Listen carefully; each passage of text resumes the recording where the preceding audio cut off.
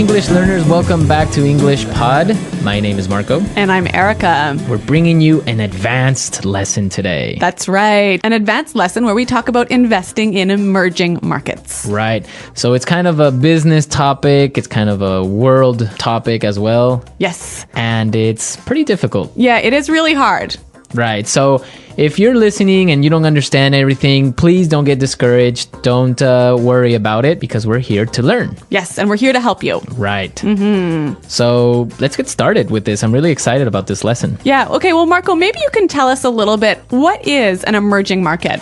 An emerging market is a market that is starting to develop. Okay. And it's growing rapidly. So you can maybe give some examples of emerging market. Well, for example, China is an emerging market. Yeah. In the last years, it's been growing rapidly. More and more people are moving to the middle class and have money to spend. Right, exactly. Mm-hmm. So China is like a really great example of an emerging market. All right. Well, with that, let's listen to the dialogue for the first time.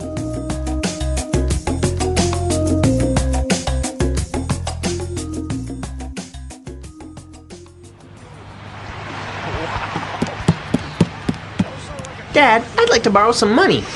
Sure, Johnny. How much do you need? $5? Come on, Dad. I need $30,000. I want to get into the market. You know, I'm tired of hearing all this news about the economic downturn, the inevitable recession, people stuffing their money in their mattresses. I look at this as an opportunity. This is a chance for me to get a jump start on building my nest egg. I don't know about that. With all the uncertainty in the markets right now, it'd be a very unwise decision to invest. I don't know if you're aware, son, but there has been a lot of turmoil in the markets recently. There have already been 500,000 layoffs in the last few months, and we have no idea how the proposed stimulus package will impact upon the economy. There's just too much instability. I just wouldn't feel comfortable investing in this climate. But look at it this way. Every challenge is an opportunity. And anyway, I'm not talking about investing in the domestic market. There are emerging markets that promise great returns. Look at China, for example. They have 1.4 billion people, 500 million of whom have recently entered the middle class. Here alone, the aggregate demand for consumer goods represents an amazing wealth-generating opportunity. Oh, come on, son. You're looking at this too naively. The Chinese market has exhibited a great deal of instability, and their currency has been devalued by almost a whole percentage point. Fine then. If that's the way you feel, so be it. But you're losing out on a great opportunity here. I'm gonna hit up Mom for the cash.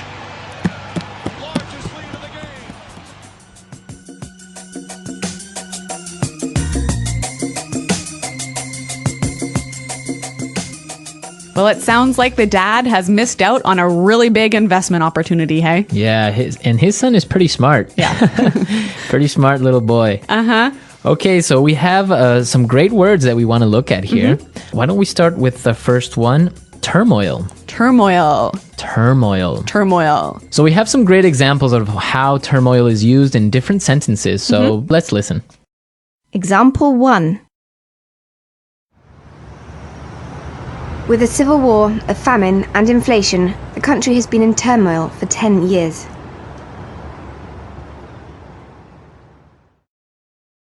Example 2. There's been a lot of turmoil in my life recently. I've moved to a new city, I've changed my job, I broke up with my girlfriend. Example 3.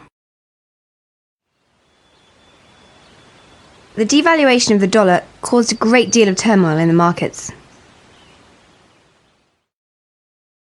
So turmoil is a state of uncertainty, of change, of difficult times. a little bit of chaos. Also, Yeah.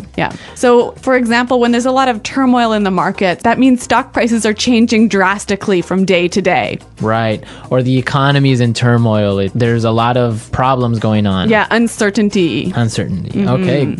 Good word. All right. And we also saw something really interesting in the dialogue about a proposed stimulus package. Proposed stimulus package. So a proposed stimulus package is something that's going on now. Yes, let's break this phrase down. So we've got stimulus package. A stimulus package, something to stimulate the economy, right? Right, so money from the government to get the economy moving. To get it moving, stimulus package. Proposed. It means that it hasn't been approved yet. Right, it's suggested. It's suggested. It's an idea. So the proposed stimulus package for the U.S. economy, for example, is $150 billion. Right. That's $150 billion of American taxpayers' money that the government wants to put into the economy to keep it moving. To keep it moving, right. So if it works or not, that's still a debate, but Yeah. it's a proposed stimulus package. Let's move to our third phrase, aggregate demand. Aggregate demand. Aggregate demand. Aggregate demand. So demand is pretty clear, but this word aggregate, what's that about? Aggregate is like a combined, added, Yeah. right? Yeah. Aggregate demand. For example, in a country like China, where cities like in Shanghai or cities like Beijing, Yeah. where more and more people are accumulating wealth, the aggregate demand is increasing. Right. The combined demand for consumer goods is growing. Right. More people have more money, so they're spending more. Yes. Okay. You know, Marco, there's a ton of excellent language in this dialogue, isn't there? Yeah, a lot of good stuff here. Yeah, and we want to listen to the dialogue one more time. But before we do, we have 3 words for you that we want you to listen for. Yeah, pay attention to these words. Nest egg, Nest egg. inevitable, Inevitable. and hit up. Hit up. So, from the context of the dialogue, try and see if you can figure out what they mean. But after listening to it, we'll come back and explain it anyways.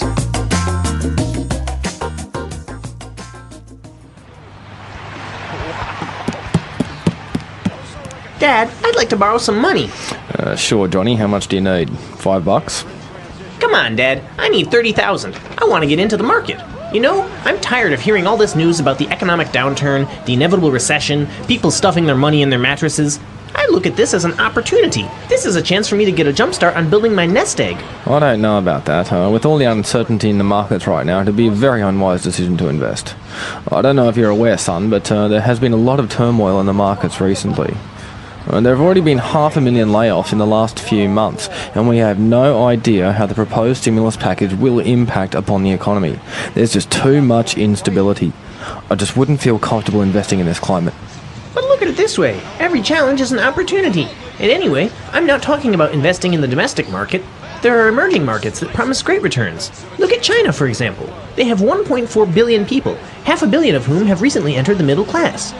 Here alone, the aggregate demand for consumer goods represents an amazing wealth-generating opportunity. Oh, come on, son. You're looking at this too naively. The Chinese market has exhibited a great deal of instability, and their currency has been devalued by almost a whole percentage point. Fine then. If that's the way you feel, so be it. But you're losing out on a great opportunity here. I'm gonna hit up Mom for the cash.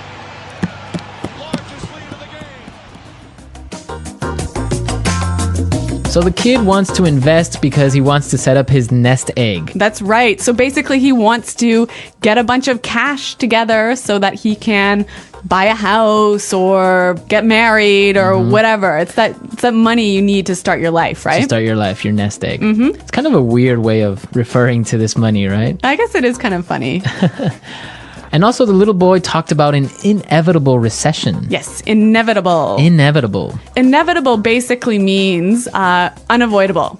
Right. So this guy thinks that the recession is unavoidable. It's gonna happen. Yes, inevitable. You know, this word inevitable, if you apply the root words, you can get a noun, an adjective, or an adverb, right? Right. So we've got some examples where you can see this word in action. Example 1. Jason knew he was going to get laid off, but he was trying to delay the inevitable. Example 2. As a new manager, it's inevitable that you're going to make mistakes. Example 3. Inevitably, we all die at the end of our lives. So as you can see, the noun and adjective form are the same. Yes, inevitable. Inevitable. When we use it as an adverb, though, we add the ly to it. Inevitably. Inevitably. Yes. So yeah, as you can see, we could use it in many different ways depending on what we want to say. Right. Well, inevitably, we have to move on to our third word. Hit up. Hit up. So he says he's going to hit up Mom for the cash. Ask his mom. Yeah, hit up. Yeah, this is kind of a slangy term, isn't it? Yeah, it's more informal, Yeah. a lot more slangy. Yeah. You wouldn't really use it with your boss, would you? No, you're not going to go up to your boss and say, hey, I need to hit you up for some cash. No. So, Marco, I think this word is only applying to money, right? Well, you wouldn't go up to your boss and say, oh, I need to hit you up for some vacation time. No, it's typically used like for money. In this context. Yeah. Hit them up. We've got some examples of the phrase hit up. Let's listen. Example 1. I'm going to hit up the boss for a raise. Example 2. Are you trying to hit me up for money? Example 3. I don't have any cash. Have you tried hitting up Sophie? She's rich. Okay, so this is our first advanced lesson. I hope you enjoyed it. It is a lot more challenging, I think. Yes. Especially because it's set in a business context, so it makes it so we have a lot of specific words and a lot of technical vocabulary. That's right. Marco, you're exactly right. And I think that our users are going to have a lot of questions about the language in this lesson. So I'd like to invite you guys to come onto our website at englishpod.com. Exactly, where you can leave all your questions and comments and we'll be there to answer them. But Yes. until then, it's Goodbye. bye.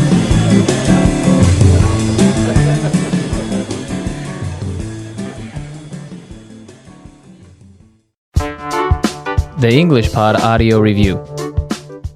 Listen to the meaning, then say the vocabulary word. Unavoidable. Inevitable. Money that is saved to pay for something in the future, usually a house or retirement. Nest egg. A state of confusion, disorder, disturbance. Turmoil. Amount of money the government uses to improve the economy. Stimulus package. State of not being stable, being likely to change. Nations undergoing quick industrialization. Emerging market. Combined. Reduced in value. Devalue. Ask for money. Hit up. Let's try that faster. Unavoidable. Inevitable. Ask for money. Hit up. Amount of money the government uses to improve the economy. Stimulus package. State of not being stable, being likely to change. Money that is saved to pay for something in the future, usually a house or retirement. Nest egg. A state of confusion, disorder, disturbance. Turmoil. State of not being stable, being likely to change. A state of confusion, disorder, disturbance. Turmoil. State of not being stable, being likely to change. A state of confusion, disorder, disturbance. Turmoil. Unavoidable. Inevitable. Reduced in value. Devalue. Nations undergoing quick industrialization. Emerging market. State of not being stable, being likely to change. Nations undergoing quick industrialization. Emerging market. Now say the word and hear it in a sentence. Inevitable.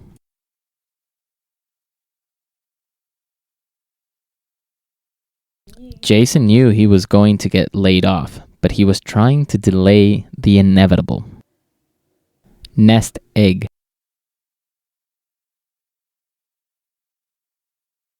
I invested in the stock market 5 years ago and built a nice nest egg. Turmoil.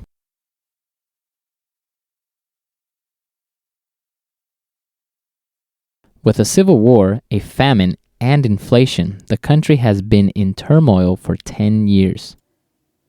Emerging market. Demand for luxury goods is growing quickly in emerging markets like China. Devalue. The currency has been devalued by nearly 40%. Hit up. I'm going to hit up the boss for a raise. Inevitable.